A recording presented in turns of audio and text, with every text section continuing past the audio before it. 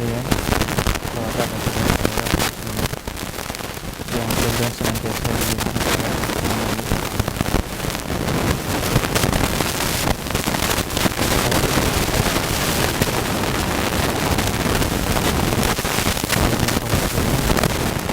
bagian kaum muslimin ada yang mengatakan bahwa masuk surga adalah perkara yang sulit. Sebagian kaum muslimin menyangka bahwa untuk sebagian orang masuk surga ini adalah perkara yang sulit. Tapi untuk sebagian yang lain masuk surga ini perkara yang mudah.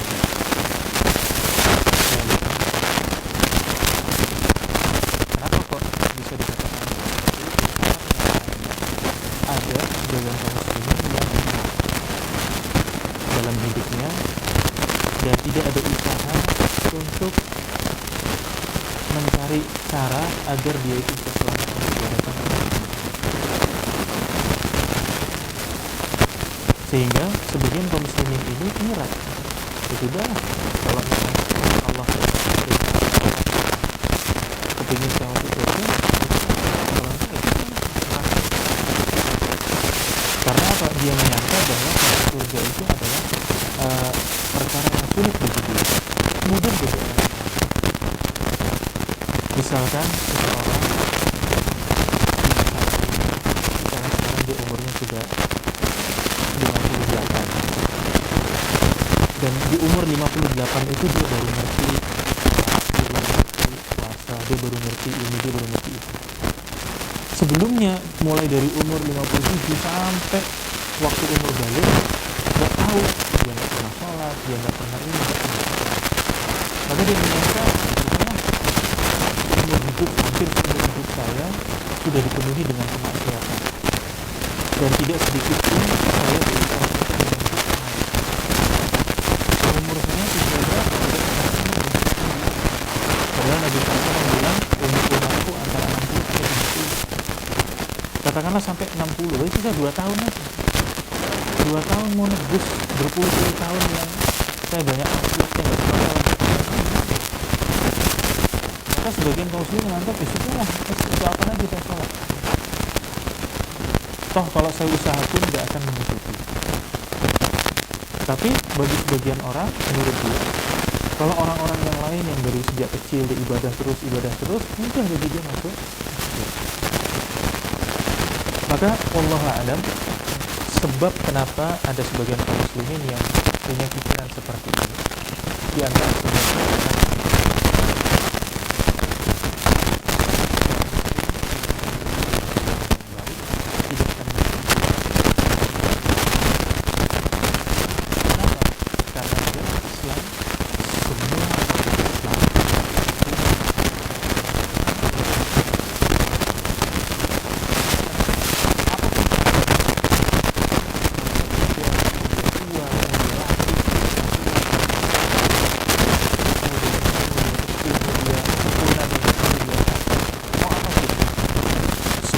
orang Islam punya kesempatan yang sama untuk bisa masuk dalam surga.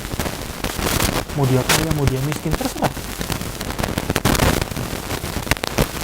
Dan ini merupakan keadilan dari Allah Subhanahu wa Ta'ala. Nah, maka seperti yang tadi saya sampaikan, bahwa tidak ada satu orang pun dari kaum muslimin yang tidak punya peluang untuk masuk ke dalam surga. Orang-orang yang memang tidak mau, tidak bisa masuk ke dalam surga memang adalah orang yang tidak mau. Memang adalah orang yang tidak mau. Lantas bagaimana bisa tadi dikatakan bahwa seluruh kaum muslimin punya kesempatan yang sama untuk masuk surga. Loh, padahal kenyataannya keadaan orang Islam ini berbeda-beda antara satu dengan yang lain. Bukankah para wanita dikatakan dia itu lebih baik dengan segudang pahala yang sudah disediakan? Bukan hanya di dalam masjid, ketika dia keluar dari rumahnya, satu langkah begini, satu langkah begitu. Ketika lagi nunggu sholat berjamaah akan dimulai, didoakan malaikat. Lah itu perempuan nggak dapat fasilitas itu. laki-laki diperintahkan untuk datang ke ibadah Jumat, perempuan tidak diwajibkan untuk melaksanakan. Padahal di dalam pelaksanaan ibadah Jumat itu pahalanya banyak sekali. Terus gimana Anda bisa mengatakan bahwa yang ini keadaannya sama atau memiliki kesempatan yang sama? Orang yang kaya berbeda dengan orang yang miskin. Orang kaya dengan hartanya dia bisa bangun masjid. Orang kaya dengan hartanya dia bisa haji. Orang kaya dengan hartanya dia bisa umrah. Orang kaya dengan hartanya dia bisa sedekah, ngasih makan ini, ngasih makan itu, bangun ini, bangun itu. Lah orang miskin yang nggak punya apa-apa, gimana caranya? Lantas bagaimana dikatakan bisa punya kesempatan yang sama? Nah, maka pembahasan kita pada saat ini, ya, sebagaimana judul yang disampaikan adalah apa? Jalan lurus untuk masuk surga. Nah, kenapa kok dikatakan jalan lurus? Di mana-mana, jalan yang paling kita suka adalah jalan yang lurus.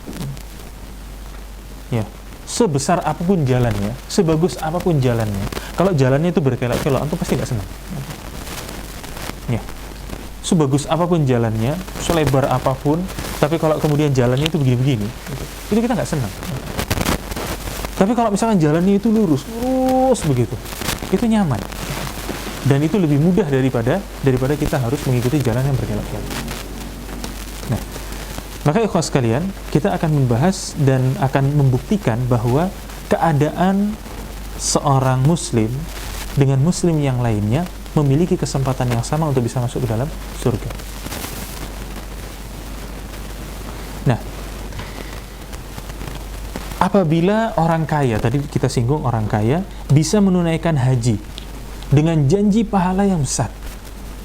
Apa janji pahala orang haji itu? Nabi SAW bersabda apa? Al-hajjul mabrur laisa lahul jaza illal jannah. Haji yang mabrur, bukan orang yang berhaji ya, tapi haji yang mabrur. Apa artinya mabrur itu? Bukan mabur, mabrur. Apa artinya mabrur? Artinya makbul, atau haji yang diterima, melaksanakan haji sesuai dengan apa yang telah diperintahkan oleh Rasulullah SAW. Caranya begini, harus ikhlas, harus begini, nggak boleh debat, nggak boleh begini, pokoknya semua dilakukan. Nah, kalau haji tersebut diterima, maka balasannya apa? Balasannya nggak ada lain kecuali surga. Tapi ibadah haji ini, sebagaimana yang kita tahu, hanya bisa dilakukan oleh orang-orang yang mampu. Lantas bagaimana dengan orang-orang miskin? Ternyata orang miskin juga punya kesempatan yang sama untuk mendapatkan pahala yang sama. Sebagaimana yang disampaikan oleh sahabat Anas bin Malik, bahwasannya dia berkata, kalau Rasulullah SAW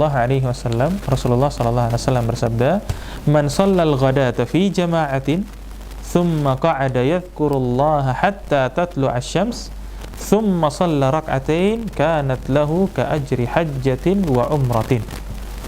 Barang siapa yang melaksanakan sholat subuh secara berjamaah, kemudian apa? Dia duduk berzikir kepada Allah sampai matahari itu terbit. Maksudnya sampai matahari itu naik semuanya, bukan hanya sedikit, tapi sudah keluar semuanya. Lalu kemudian dia melaksanakan 2 rakaat. Apa yang akan dia dapat? Kanat lahu ka ajri hajjatin wa umrah. Maka baginya seperti pahala haji dan umrah. Kemudian apa? Qala Rasulullah sallallahu alaihi wasallam, tammatin. Secara sempurna. Maksudnya apa yang sempurna ini? Maksudnya? Pahalanya. Karena tadi kita membahas tentang pahalanya. Pahalanya secara sempurna. Nah, artinya apa?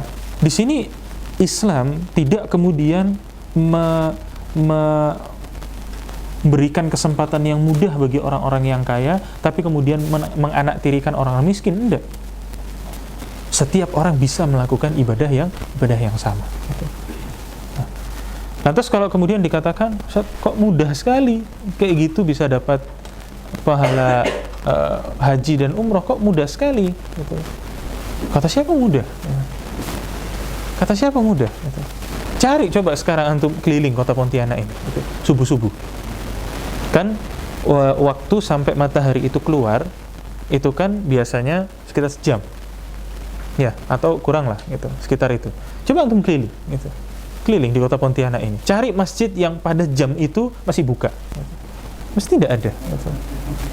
Artinya apa? Memang tidak ada orang yang mau melakukan kegiatan ini gitu.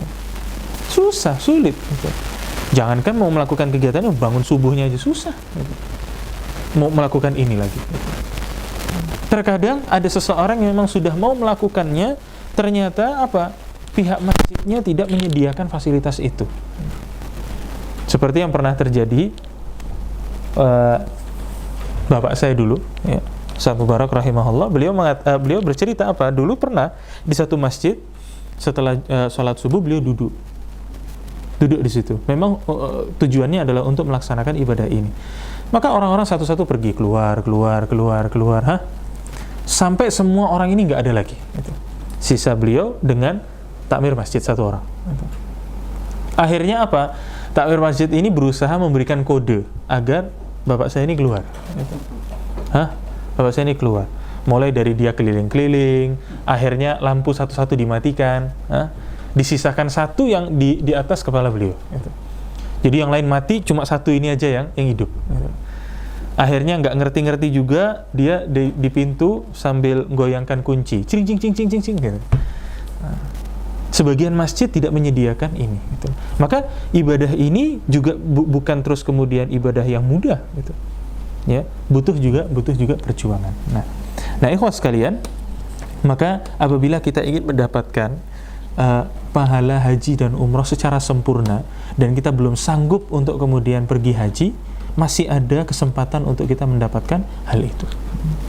Tentu kalau misalkan ditanya, Ustaz, mana yang lebih utama, berangkat haji ke sana dibandingkan dengan amalan ini, tentu berangkat haji lebih utama. Gitu. Ya, keutamaannya lebih. Gitu. Tetapi Nabi SAW di sini sebutkan pahalanya secara sempurna. Gitu. Nah, itu. Terus kemudian, jika orang kaya memiliki kesempatan yang besar untuk diampuni dosanya dengan sedekahnya, maka orang miskin juga memiliki peluang untuk diampuni dosanya walaupun dia tidak mampu bersedekah dengan hartanya. Sebagaimana yang pernah terjadi di zaman Nabi SAW.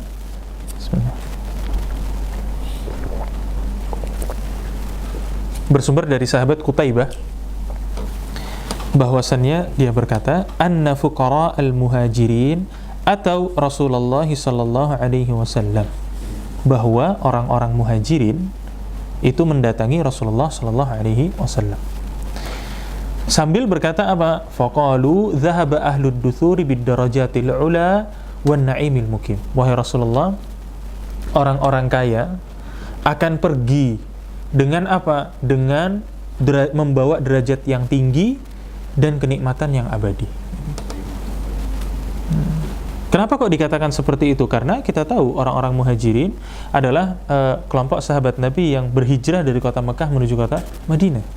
Dan ketika mereka hijrah itu, banyak di antara mereka yang hanya bawa badan. Rumahnya ditinggal, kendaraannya ditinggal, hartanya ditinggal. Gitu. Semuanya ditinggal. Gitu. Maka tidak sedikit sahabat Nabi SAW ketika berhijrah dari kota Mekah menuju kota Madinah langsung jadi miskin. Gitu. Langsung miskin. Sampai-sampai rumah pun nggak punya. Gitu. Tinggalnya di dalam masjid yang biasa disebut dengan Ahlus Suffah. Gitu. Di antaranya sahabat Abu Hurairah. Langsung miskin. Gitu.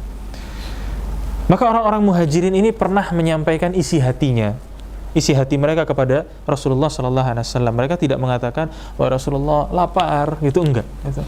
Rasulullah enggak ada duit, itu enggak. Orang-orang muhajirin mengatakan apa? Wahai Rasulullah, orang-orang kaya nanti akan pergi. Maksudnya pergi apa? Menghadap kepada Allah Subhanahu Wa Taala dengan derajat yang tinggi dan kenikmatan yang abadi. Gitu. Maka Rasulullah SAW tanya, wa madzak? Apa itu maksudnya? Maka orang-orang muhajirin mengatakan, yusallun kama nusalli. wahai Rasulullah, orang-orang kaya sholat seperti kami sholat, gitu. Seperti sholatnya kami, gitu. Kan orang kaya kalau sholat isya cuma 4 kan, 4 rakaat. Orang miskin ya sama 4 rakaat, nggak terus kemudian jadi 8 kan, enggak. Wa yasumun kama nasum, mereka berpuasa seperti puasanya kami, nggak ada bedanya, gitu. Puasa mulai dari terbit fajar sampai terbenam matahari. Kalau dalam bulan Ramadan ya 1 Ramadan full, nggak ada bedanya, gitu.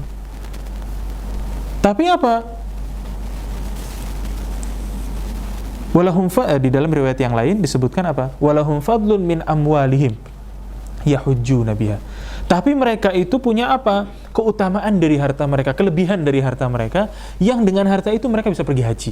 Kami nggak bisa. Wa ya'tamirun, mereka bisa pergi umrah, bisa pergi umrah. Wa yatasaddaqun wa la natasaddaq. Mereka bisa bersedekah, sedangkan kami nggak bisa bersedekah, malah terima sedekah. Terus apa? Wa yujahidun, dan mereka juga bisa pergi jihad. Karena kita tahu di zaman Nabi SAW pergi jihad itu bukan modal badan. Yang menyediakan kendaraannya ya dia juga, yang menyediakan senjatanya ya dia juga, yang menyediakan baju perangnya ya dia juga. Butuh harta. Lah, amalan-amalan tadi itu nggak bisa dilakukan oleh orang miskin. Kalau saya mengartikannya itu dengan bahasa kasar itu, orang kaya sholat seperti orang miskin sholat, berarti udah satu sama. Orang kaya puasa, orang miskin sama puasanya, berarti udah 2 sama. Tapi orang kaya bisa haji, orang miskin enggak, 32.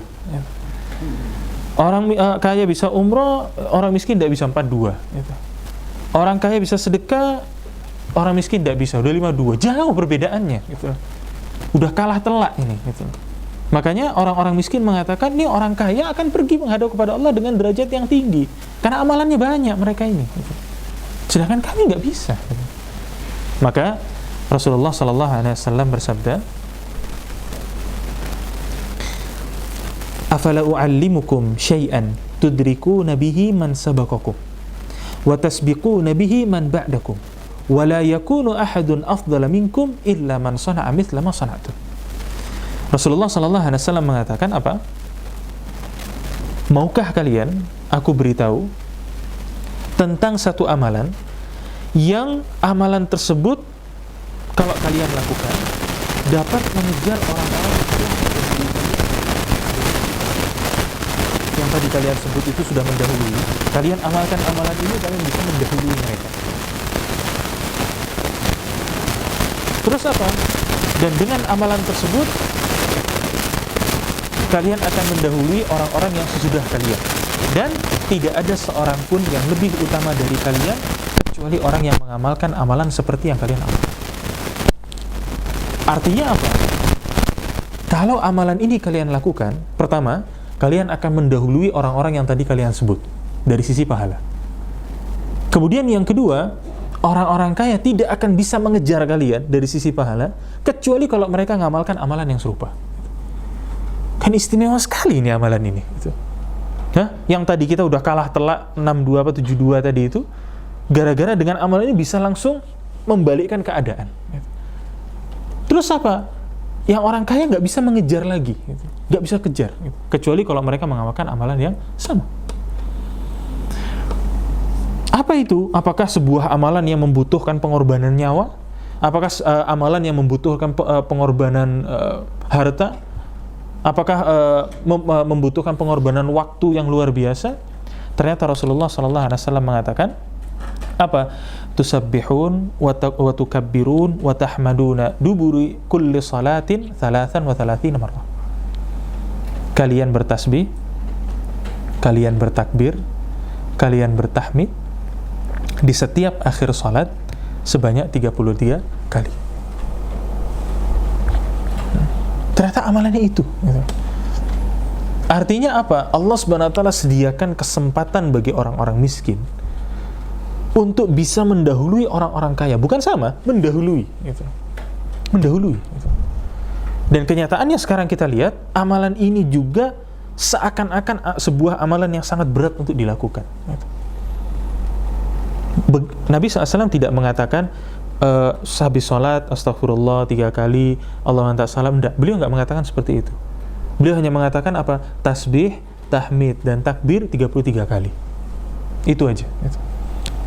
Tentu yang lebih utama kalau kita melaksanakan zikir secara keseluruhan. Gitu.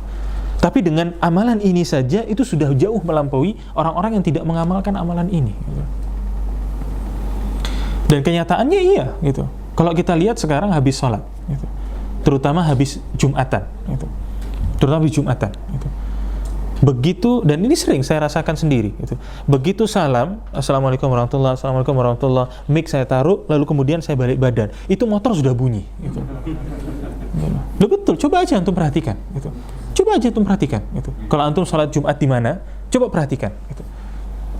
Begitu imamnya sudah selesai, assalamualaikum warahmatullahi, assalamualaikum warahmatullahi, kita yang makmum masih membetulkan tempat duduk, motor sudah mulai dinyalakan. Gitu. Artinya untuk melakukan ibadah yang sangat ringan ini bahkan nggak sanggup. Gitu. Makanya tadi saya katakan bahwa orang yang tidak bisa masuk ke dalam surga memang adalah orang yang memang tidak mau. Gitu.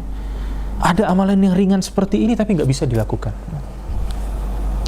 Lalu kemudian lanjutan ceritanya secara singkat ya, saya bahas.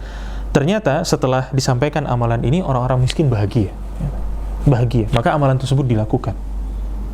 Nggak lama, orang-orang miskin datang lagi. Wahai Rasulullah, amalan ini sudah didengar oleh orang-orang kaya. Dan mereka mengamalkan amalan yang sama. Gimana ini? Maka Nabi SAW memutus itu dengan apa? Mengutip firman Allah Subhanahu Wa Taala, "Dzalika fadlullahi yu'tihi may yasha." Itu adalah karunia yang Allah Subhanahu Wa Taala berikan kepada siapapun yang Dia kehendaki. Karena kalau dituruti nggak selesai-selesai ini. Itu kasih amalan lagi, lanjut lagi, nah, seperti itu. Nah sehingga ikhwas sekalian, kalau kemudian kita ini belum sanggup untuk melaksanakan apa yang dilakukan oleh orang-orang kaya, minimal kita melakukan ibadah-ibadah ini. Gitu. Agar apa? Masuknya kita ke dalam surga ini bisa lebih mudah, karena setiap orang punya kesempatan yang sama untuk masuk ke dalam surga. Gitu. Nah, jika para pemimpin yang adil memiliki peluang untuk dinaungi Allah pada hari kiamat, maka rakyat jelata atau yang berpangkat rendah juga memiliki peluang untuk dinaungi Allah walaupun dia tidak pernah menjadi pemimpin. Sebagaimana dalam sebuah hadis yang sahabat Abu Hurairah radhiyallahu anhu sampaikan, Nabi sallallahu alaihi wasallam bahwasanya Nabi sallallahu alaihi wasallam bersabda, "Sab'atun yudhilluhumullahu fi dhillihi yauma la dhilla illa dhillu." Ada 7 kelompok orang yang akan Allah Subhanahu wa taala naungi. Di hari tidak ada satupun yang bisa memberikan naungan. Naungan itu apa ya? Apa artinya naungan? Hah? Apa? Iya, perlindungan, seperti sesuatu yang ada di atas kepala kita untuk melindungi kita dari sesuatu yang panas. Gitu. Hah? Iya, atau teduhan atau apalah sebutannya itu. Iya. Saya buat sebuah perumpamaan ketika kita di Indonesia. Kalau misalkan pada tanggal 17 Agustus antum buka siaran televisi, kan nanti itu ada siaran langsung upacara kemerdekaan di Istana Negara. Di situ antum bisa lihat keadaan 2 kelompok manusia yang berbeda. Satu kelompok manusia mereka berdiri dalam keadaan berjemur, panas, dan yang satu lagi mereka berada di sebuah tempat, duduk lagi, tidak kepanasan. Maka saya menyangka, ini sangkaan saya pribadi, mungkin saja nanti keadaan manusia di padang mahsyar itu kurang lebih seperti ini. Ada yang kepanasan, ada yang kepayahan, ada yang nggak merasa kepanasan sama sekali. Karena mendapatkan naungan dari Allah Subhanahu wa taala. Siapa saja itu? Pertama, al-imamul adil, pemimpin yang adil. Hanya saja pemimpin yang adil ini jumlahnya nggak banyak. Kan nggak bisa setiap dari kita jadi pemimpin yang adil. Dan di sini disebutnya imam. Imam adalah seorang yang memimpin sesuatu. Ya. Apakah dia itu presiden dan yang lain sebagainya. Pemimpin nggak banyak.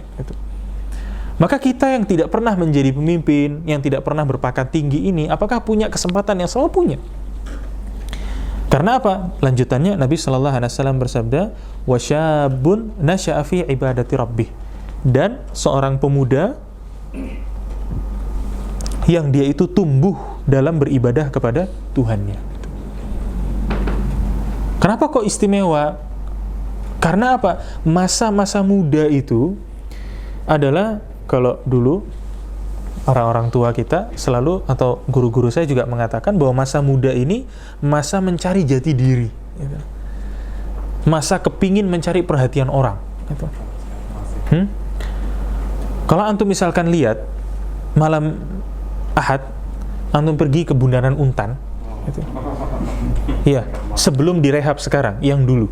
Sebelum direhab sekarang yang dulu, itu antum akan lihat orang-orang yang saya bisa katakan nggak ada kerjaan, menjajarkan motornya di situ. Gitu.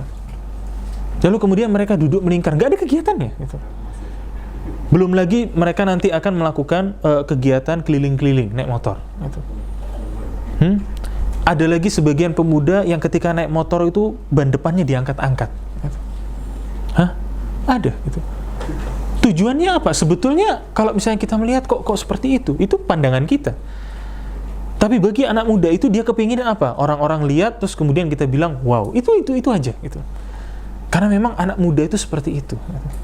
Tapi untuk anak-anak muda yang di masa-masa seperti itu, yang dia menyangka umurnya ini masih panjang, yang dia bisa menyangka bahwa tobat itu nanti aja kalau sudah tua, gitu. Justru dengan masa muda itu, justru dia gunakan untuk mendekatkan diri kepada Allah Subhanahu wa taala, tumbuh di dalam peribadatan kepada Allah Subhanahu wa taala. Itu Ustaz, hadisnya sampai umur saya sudah 43 gitu. Saya baru dengar hadis ini, gimana? Saya bukan muda lagi gitu. Terus gimana? Ternyata masih ada lanjutannya, khusus bagi para orang-orang dewasa gitu. Apa itu? Rasulullah sallallahu alaihi wasallam melanjutkan apa? Warajulun qalbuhu mu'allakun bil masajid. Dan seorang laki-laki atau seseorang yang hatinya senantiasa terpaut dengan masjid. Artinya apa? Dia itu merasa sangat tidak nyaman, ya, kalau kemudian dia itu jauh dari masjid. Ketika waktu sholat sudah masuk, dia akan sibuk mencari masjid, dan dia tidak akan merasa tenang kalau dia tidak menemukan masjid. Ya. Dia akan merasa lebih betah di dalam masjid di tempat-tempat daripada tempat-tempat yang lain. Gitu. Bukan karena diusir sama istrinya. Gitu. Iktikaf terus di masjid, kenapa diusir istrinya? Bukan. Gitu. Karena hatinya memang lebih senang berada di dalam masjid. Gitu. Beda rasanya. Gitu. Kemudian yang lanjutnya apa? Warajulani tahabba fillah ijtama'a alaihi wa tafarraqa alaihi. Kemudian apa? Dua orang yang mereka saling mencintai. Mencintai apa? Karena Allah. Mencintai karena Allah. Mereka berjumpa karena Allah, dan juga mereka berpisah karena Allah.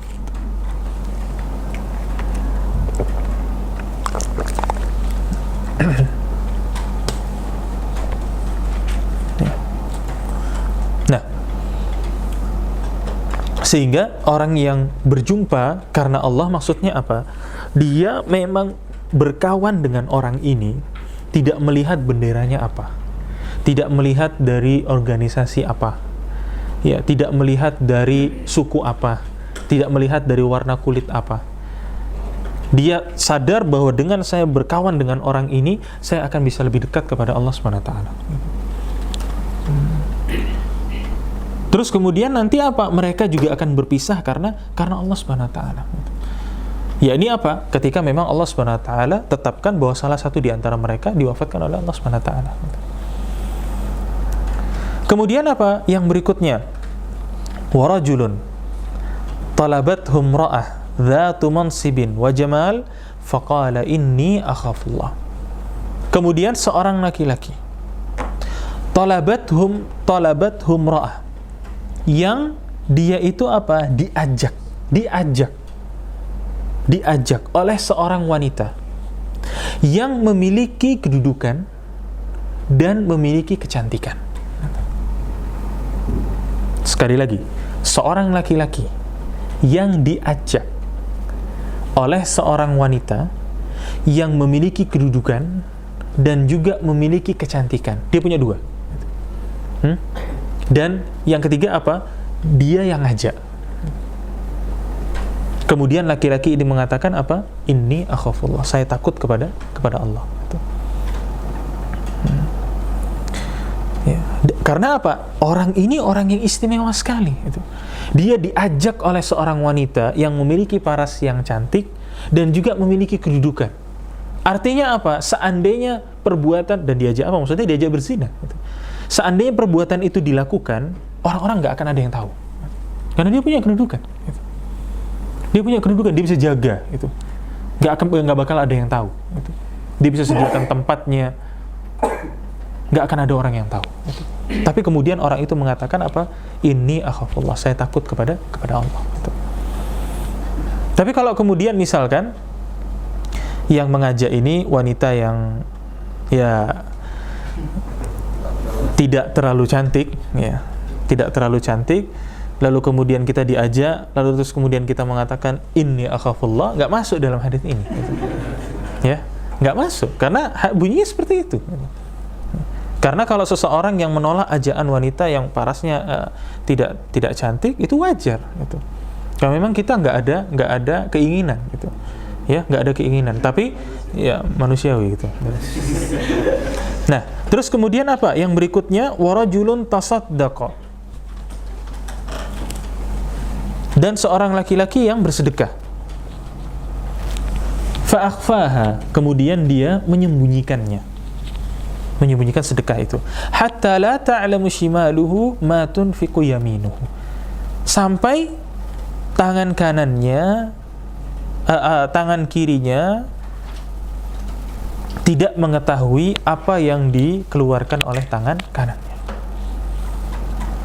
Nah, maksudnya apa di sini ikhwas sekalian? Orang ini adalah orang yang sangat menjaga ibadah sedekahnya. Dia nggak mau ada orang lain lihat. Jangankan orang lain, tangannya saja diibaratkan, tangannya saja ini, tangan kirinya nggak tahu apa yang dilakukan oleh tangan kanannya. Padahal tangan ini adalah benda yang selalu ikut kemanapun kita pergi. Dan jaraknya tidak akan bisa jauh. Kalau kita bentangkan, ya paling segini jaraknya. Nggak bisa jauh. Tangan ini saja, satu dengan yang lain, diibaratkan saling tidak tahu, apalagi orang lain. Ya. Sehingga hendaknya kita juga melakukan hal seperti ini, berusaha untuk menyembunyikan amalan sedekah. Tentu maknanya di sini seperti yang tadi saya sampaikan, kalimat Nabi Shallallahu Alaihi Wasallam, tangan kirinya tidak mengetahui apa yang dilakukan oleh tangan kanannya. Ini adalah makna kiasan, ya, kiasan. Bukan harus seperti itu. Karena saya pernah lihat satu waktu di sebuah masjid ketika ibadah Jumat, kota amal itu jalan. Lalu kemudian sampai di depan orangnya, lantas orang itu mengambil sesuatu, sebelum dia masukkan tangan kirinya sembunyikan dulu ke belakang.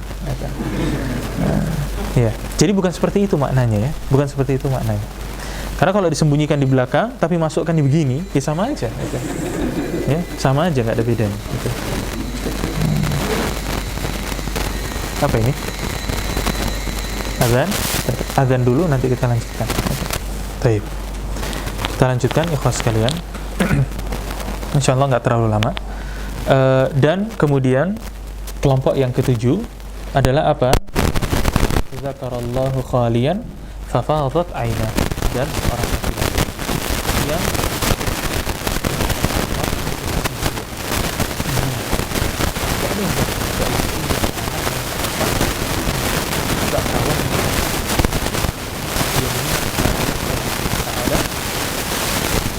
dalam kesendirian, lalu kemudian apa? Fafadat aina, lalu dia memuliakan. Karena apa? Orang yang ketika dia melakukan hal seperti itu, maka keikhlasannya tidak ditanyakan. Dalam keadaan sendirian, dia mengingat Allah, kemudian dia meneteskan air mata. Ini tidak diragukan lagi keikhlasan. Karena nggak ada orang. Kecuali kalau misalkan lebih sekarang, karena di depan itu bisa. Karena misalnya sambil doa. Apalagi kalau misalkan lihat di kantong depan manusia itu ada amplopnya nomor, makin keras. Bisa makin keras. Tapi kalau sendirian, ini nggak ditanyakan lagi. Oh sendirian, dia apa sekarang? Apa yang dia cari? Oh sendirian. Maka orang seperti ini Allah SWT juga berikan naungan nanti di hari akhir. Dan Al-Hafidz Ibnu Hajar Al-Asqalani menjelaskan bahwa yang disebut naungan, ya, beliau memaknai adalah dengan apa? Kemuliaan dan pemeliharaannya. Sebagaimana kalau dikatakan seseorang berada di dalam naungan raja, artinya dalam pemeliharaannya, dijaga, di ini dan yang lain sebagainya. Jadi bukan hanya terbatas dalam hal supaya dia tidak panas. Baik.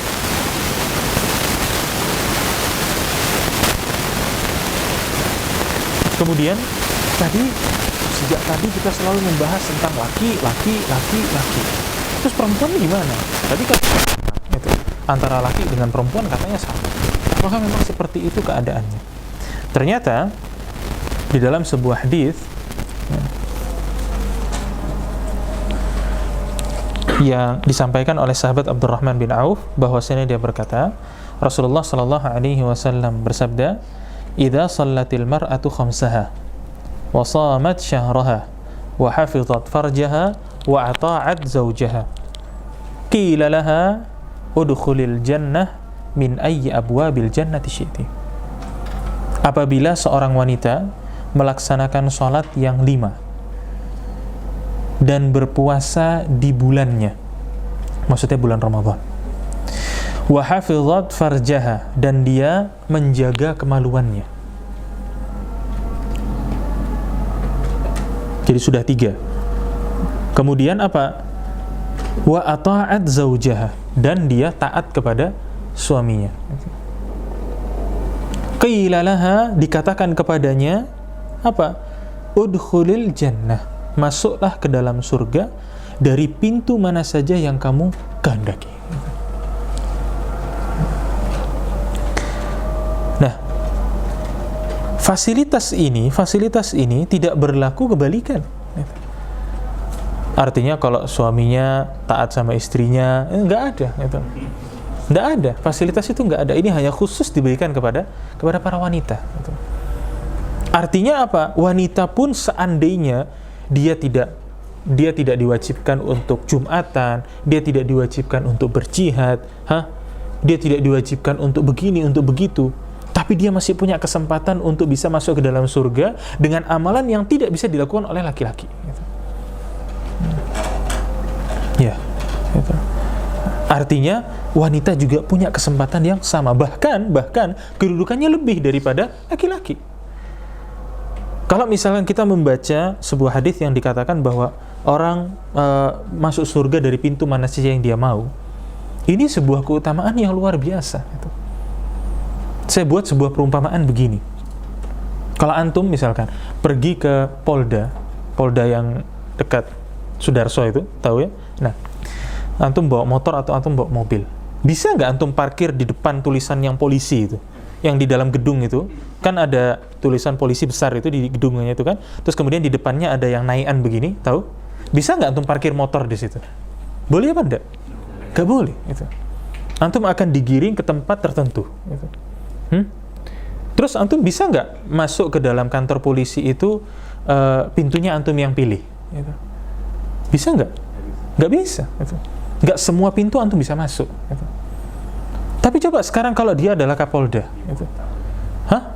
Dia mau parkir di depan, dia mau parkir di belakang, mau lewat pintu yang mana saja, terserah dia. Gitu. Ada pintu tertutup, tanpa dia harus ketuk, dia buka, terserah dia. Gitu.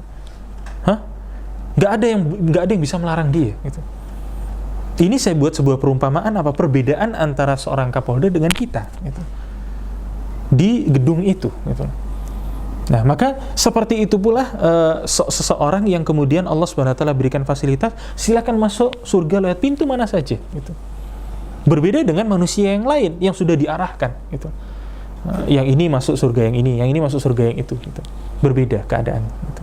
Sehingga kedudukannya pun lebih tinggi, gitu.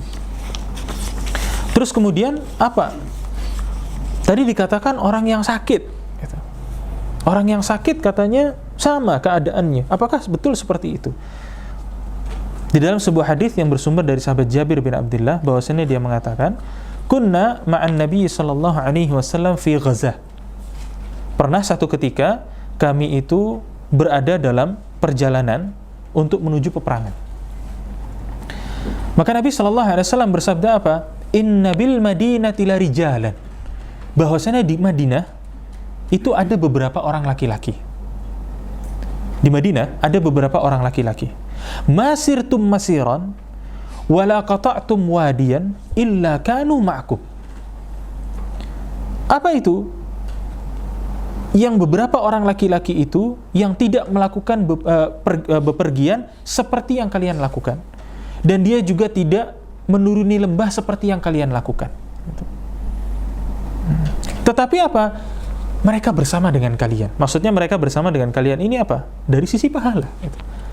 Jadi ada beberapa orang laki-laki yang ketika Nabi SAW beserta dengan para sahabatnya keluar, pergi melaksanakan peperangan dengan perjalanan yang jauh, menuruni lembah, belum lagi ketika berperang nanti luka dan yang lain sebagainya.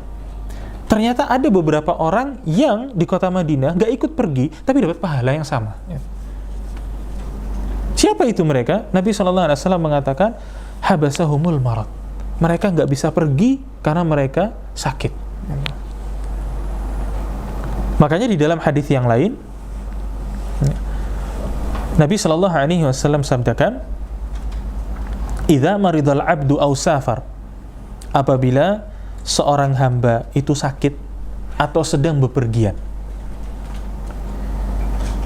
kutiba lahu mithlu ma kana ya'malu muqiman sahiha, maka dia akan dicatat seperti apa yang biasa dia lakukan pada saat dia tidak bepergian atau dia tidak sakit. Artinya apa? Seseorang yang punya kebiasaan membaca Al-Quran misalkan, satu hari dia siapkan waktu 3 jam untuk baca Al-Quran, lalu kemudian Allah Subhanahu wa Ta'ala tetapkan dia sakit, sehingga dia nggak bisa membaca Al-Quran itu. Apa yang dia dapat gara-gara sakitnya itu? Allah Subhanahu wa Ta'ala tetap catat dia seperti orang yang mengaji, walaupun dia pada saat itu tidak sedang dalam keadaan mengaji. Jadi amalan apa yang biasa kita lakukan, lalu kemudian terhalang gara-gara kita bepergian atau sakit, amalan tersebut tetap Allah Subhanahu wa Ta'ala catat di dalam buku amal catatan kita. Bukan hanya itu saja, Allah Subhanahu wa Ta'ala melalui lisan Nabi-Nya sallallahu alaihi wasallam, ketika Nabi SAW mengunjungi orang yang sakit, apa kalimat beliau? Apa kalimat beliau ketika datang ke orang yang sakit itu?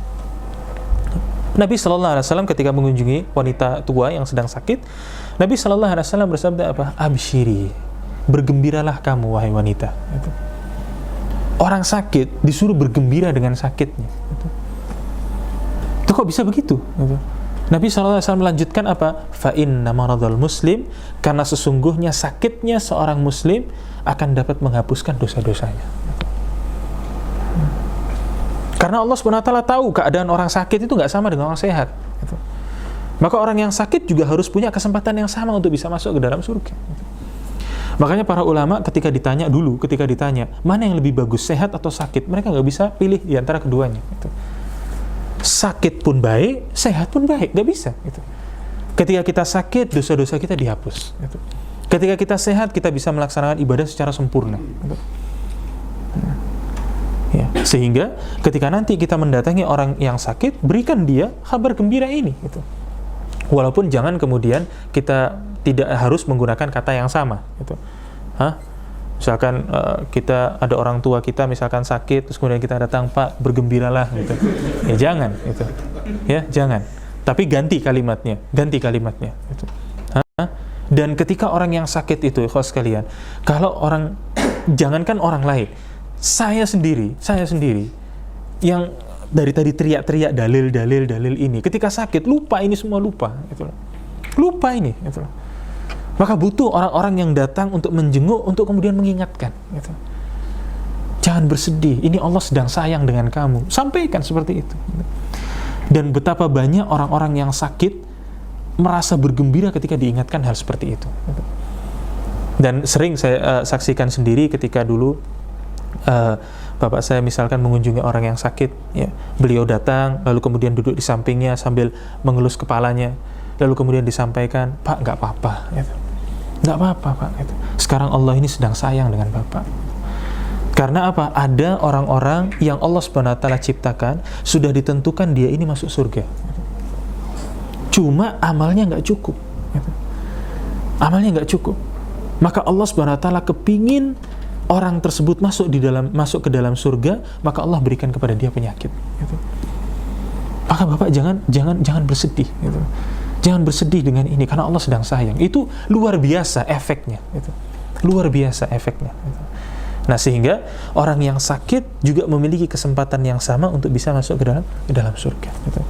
Nah, maka ikhwan sekalian, ya, kesimpulannya, Allah Subhanahu wa Ta'ala adalah Tuhan yang maha adil, gitu. Yang sangat adil, gitu. Tidak ada siapapun yang bisa melebihi keadilan Allah Subhanahu wa Ta'ala, gitu. Sehingga Allah Subhanahu wa Ta'ala memberikan kesempatan yang sama kepada orang-orang Islam, gitu. Terserah apakah dia sudah lama Islamnya, apakah dia baru masuk Islam, ya, apakah dia sudah tua, apakah dia masih muda, semuanya memiliki kesempatan yang sama. Gitu. Dan untuk melaksanakan atau untuk masuk ke dalam surga ternyata tidak membutuhkan amalan-amalan yang sulit seperti bayangan kita. Gitu. Walaupun memang iya, ada beberapa amalan yang membutuhkan perjuangan lebih. Gitu. Tetapi kalau kita lihat di dalam amalan-amalan yang lain, ternyata ada amalan-amalan yang ringan yang justru pahalanya besar. Dan bukan hanya ini saja, gitu. Masih banyak amalan-amalan yang lain yang dari sisi pengamalannya itu mudah sekali. Gitu. Tapi pahalanya, efeknya itu besarnya luar biasa. Gitu. Nah, maka ikhwan sekalian, seperti yang tadi saya sampaikan di awal, bahwa tidak ada seorang pun yang tidak mampu untuk masuk ke dalam surga. Orang-orang yang tidak masuk dalam surga memang adalah orang-orang yang tidak mau. Nabi SAW bersabda, menyampaikan kabar gembira kepada umatnya, apa? Kullu ummati yadkhulunal jannah. Seluruh umatku masuk ke dalam surga. Gitu. Semuanya. Gitu. Illa man aba, kecuali yang tidak mau. Gitu. Maka para sahabat Nabi SAW bertanya, waman ya'ba ya Rasulullah, siapa yang tidak mau? Gitu. Ketika kita membaca hadis tersebut, kita bisa merasakan pertanyaan sahabat Nabi SAW ini bukan hanya sekedar bertanya, tetapi bertanya dengan bercampur keheranan. Gitu. Bagaimana mungkin ada umat Nabi Muhammad SAW yang sudah dikatakan dia itu masuk surga, terus tidak mau? Gitu. Tidak mau. Gitu. Ibarat sekarang misalkan, Ana sampaikan, ini susu, ini racun. Gitu. Ayo semuanya minum susu. Kemudian ada satu di antara kita mengatakan, enggak, saya tidak mau minum susu. Gitu. Konsekuensinya apa? Berarti memang dia milih untuk minum racun. Sama ketika tadi, ketika Nabi SAW sudah mengatakan seluruh umatku masuk ke dalam surga, kecuali yang tidak mau. Lah yang tidak mau ini terus mau masuk kemana? Nggak ada tempat lain. Kalau nggak surga ya neraka, udah gitu aja. Maka para sahabat Nabi SAW itu heran, itu siapa sih gitu? Siapa orang yang tidak mau masuk ke dalam surga? Maka Nabi SAW bersabda, man ata'ani dakhalal jannah. Siapa saja yang taat kepadaku, maka dia akan masuk surga. Siapa saja. Wa man asani, dan siapa saja yang tidak mau taat kepadaku, mengingkariku, maka dialah orang-orang yang memang tidak mau masuk ke dalam surga.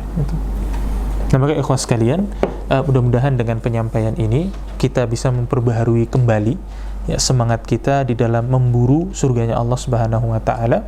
Dan mudah-mudahan dengan pembahasan ini juga kita bisa menghilangkan was-was dari syaitan yang mengatakan bahwa kamu nggak akan bisa masuk dalam surga, pahalamu nggak cukup, kamu bukan orang kaya, kamu begini dan ini bisa kita buang semua was-was dari syaitan. Baik. Sampai di sini ikhwas sekalian, kalau ada yang ingin ditanyakan atau ada yang ingin didiskusikan, dipersilahkan.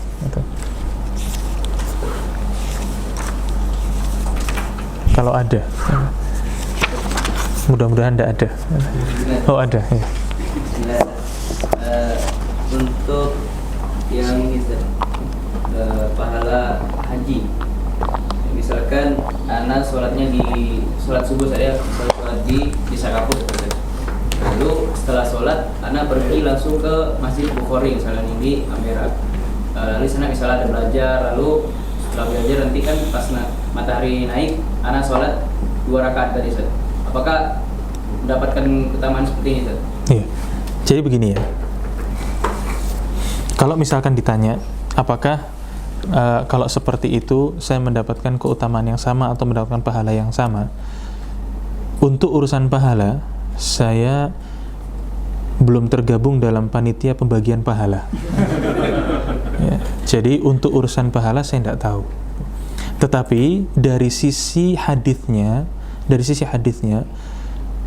hadis tersebut menunjukkan memang orang tersebut tidak keluar dari masjid. Di tempat dia melaksanakan sholat subuh berjamaah tadi. Karena Nabi SAW mengatakan siapa yang sholat subuh berjamaah, kemudian dia duduk. Dia duduk berzikir kepada Allah atau membaca Al-Quran atau amalan yang baik lah, yang lain, menuntut ilmu. Artinya dalam hadis itu dia tidak keluar. Dia tidak keluar. Nah maka kalau kemudian memang di sebuah masjid, ada sebuah masjid yang memang kita ingin belajar di situ, saya lebih menyarankan kita melaksanakan sholat subuh itu di sana. Ya, supaya keraguan-raguan itu sudah tidak ada lagi. Ada lagi?